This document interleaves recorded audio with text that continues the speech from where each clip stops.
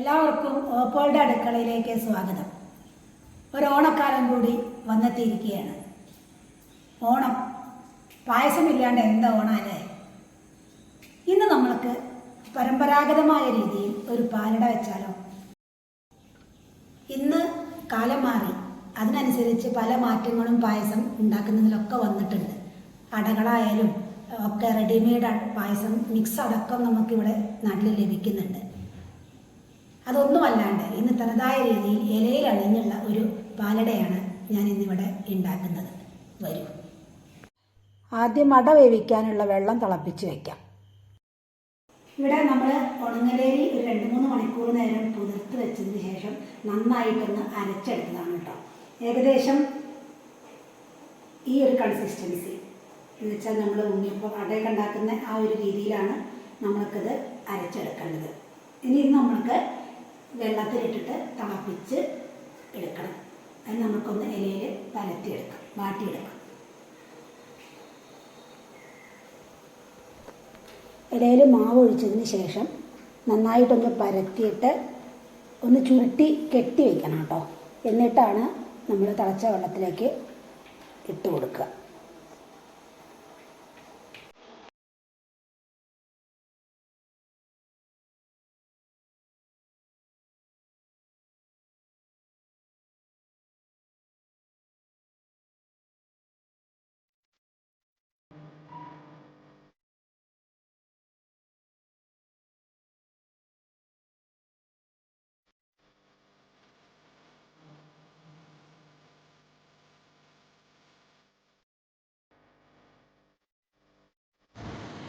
നമ്മുടെ അട വേവിക്കാൻ വെച്ച് നന്നായിട്ട് വെന്ത് വന്നിട്ടുണ്ട്. ഇനി ഇത് നമ്മൾക്കൊന്ന് കുറച്ച് നേരം ചൂടാറാൻ പറ്റും. നന്നായി ചൂടാറിയതിന് ശേഷം വേണം നമുക്കിതൊന്ന് പ്രസ് ചെയ്തിട്ട് ചെറിയ അടയുടെ രൂപത്തിലാക്കി വയ്ക്കാം.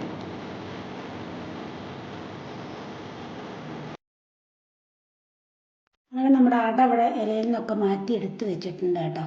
ഇനി നമുക്ക് ഒന്ന് ചെറുതാക്കി എടുക്കാം. ഇതാണ് പണ്ടൊക്കെ അട ചെറുതാക്കാൻ ഉപയോഗിച്ചിരുന്ന അടവല. നമുക്ക് വേവിച്ച് വെച്ച ആ അടയുടെ നിന്ന് വലിയ വലിയ കഷ്ണങ്ങളാണ്. അത് നമുക്കൊന്ന് ചെറിയ പീസുകളാക്കിയിട്ട് മാറ്റാം. ഇതിലിട്ട് പ്രസ് ചെയ്തിട്ടാണ് അട ഉണ്ടാക്കിയിരുന്ന പണ്ടൊക്കെ. നമ്മൾ വേവിച്ച് വെച്ചിട്ടുള്ള അട നമുക്കൊന്ന് ചെറുതാക്കി എടുക്കാം. അടവരയിലിട്ടതിന് ശേഷം നന്നായി ഒന്ന് അമർത്തി പ്രസ് ചെയ്തതിന് ശേഷമാണ് നമുക്കിത് ചെറിയ അടയായിട്ട് കിട്ടുക. അടയുടെ കണ്ണിയൊക്കെ ആ ഒരു അടയുടെ പാകത്തിന് തന്നെയാണ് ഉള്ളത്. അത് നമുക്ക് നന്നായിട്ട് പ്രസ് ചെയ്യുമ്പോൾ അടിയിലേക്ക് ചെറിയ ചെറിയ കഷ്ണങ്ങളായിട്ട് നമുക്ക് കിട്ടും. അത് നമുക്ക് അട രൂപത്തിലേക്ക് ആക്കിയെടുക്കാം.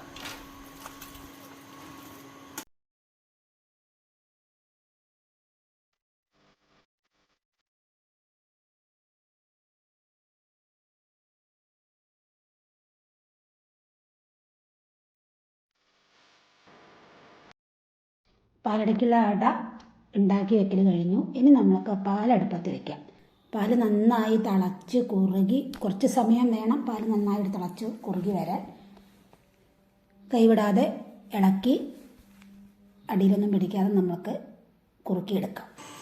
പാൽ തിളച്ച് കഴിഞ്ഞാൽ ഇതിലേക്ക് നമുക്ക് കുറച്ച് പഞ്ചസാര ഇടാം. ഏകദേശം 2 ബൗൾ പഞ്ചസാര ഇടാം കേട്ടോ. 200-250 ഗ്രാം.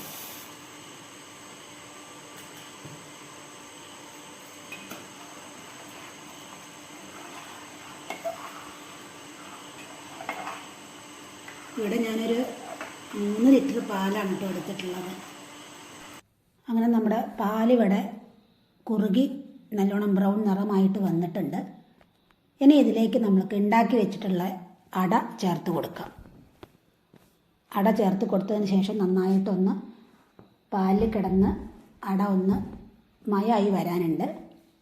പാലടയുടെ ആ ഒരു പാകമാവുന്നത് വരെ നമുക്ക് നന്നായിട്ട് തിളപ്പിച്ചെടുക്കാം. മധുരമൊക്കെ അടയിലേക്ക് പിടിക്കണം. പാലിൻ്റെ സ്വാദുമൊക്കെ നമ്മൾ ഈ അടയിലേക്ക് ആവണം. അതുവരെ നമുക്കിതൊന്ന് തിളപ്പിച്ച്, ഇപ്പം ഏകദേശം അട ഇട്ടിട്ടുള്ളൂ. ഇനി അത് നന്നായിട്ടൊന്നും കൂടി കുറുകാനുണ്ട്. അടയും പാലും കൂടി ഒരു യോജിപ്പ് വരാനുണ്ട്. അതുവരെ നമുക്കത് ഉണ്ടാക്കിയെടുക്കാം. അങ്ങനെ നമ്മുടെ പാലട ഇവിടെ റെഡി ആയിട്ടുണ്ട്. വീഡിയോ ഇഷ്ടപ്പെട്ടാൽ എല്ലാവരും ലൈക്ക് ചെയ്യുക, ഷെയർ ചെയ്യുക, സബ്സ്ക്രൈബ് ചെയ്യുക. തിരുവോണത്തിൻ്റെ അന്ന് നമ്മൾ പായസം ഉണ്ടാക്കി കൊടുക്കുന്നുണ്ട്. പാലടപ്രഥമനും പരിപ്പ് പ്രഥമനാണ് ഇവിടെ ഉണ്ടാക്കുന്നത്. സെപ്റ്റംബർ 11 വരെ ഓർഡർ സ്വീകരിക്കുന്നുണ്ട്.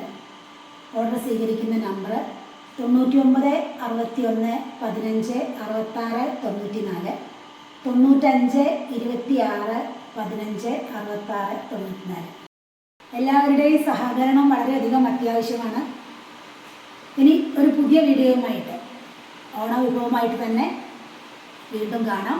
അതുവരെ ബൈ.